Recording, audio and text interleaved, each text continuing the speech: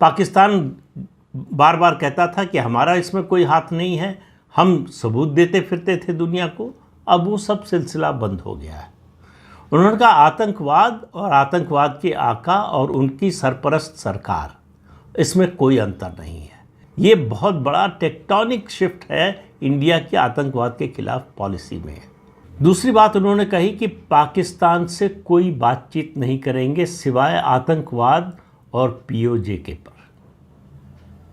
यानी ये जो बहुत से देशों की कोशिश हो रही थी कि दोनों देशों के बीच में बातचीत शुरू हो जाए, साफ साफ मना कर दिया प्रधानमंत्री ने कि पाकिस्तान से और कोई बात नहीं हो सकती।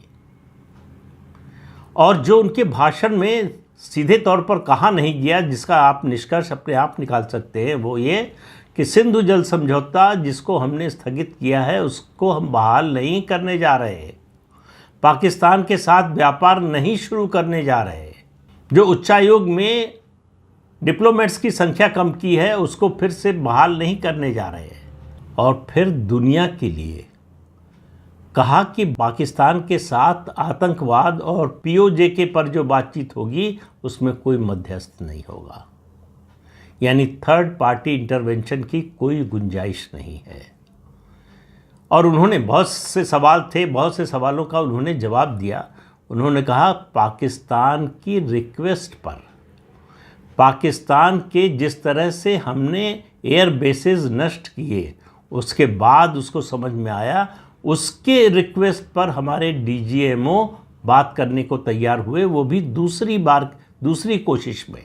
प्रधानमंत्री ने कहा हम तो पहले से कह रहे थे कि हमारी लड़ाई आतंकवाद से है, हमारी लड़ाई पाकिस्तान से नहीं है। तो दुनिया को ये बता दिया कि अगर आप इस गलतफहमी में हो कि भारत पाकिस्तान लड़ रहे हैं तो ऐसा नहीं है। भारत जो कुछ कर रहा है वो आतंकवाद के खिलाफ कार्रवाई कर रहा है। और सबसे बड़ी बात कहा, न्यूक्लियर ब्लैकमेल में नहीं आएंगे। इससे पहले और बल्कि इसको मिलाकर 3 ऐसे मौके आए हैं जब 2 परमाणु हथियार संपन्न देश आमने सामने युद्ध में आए हो।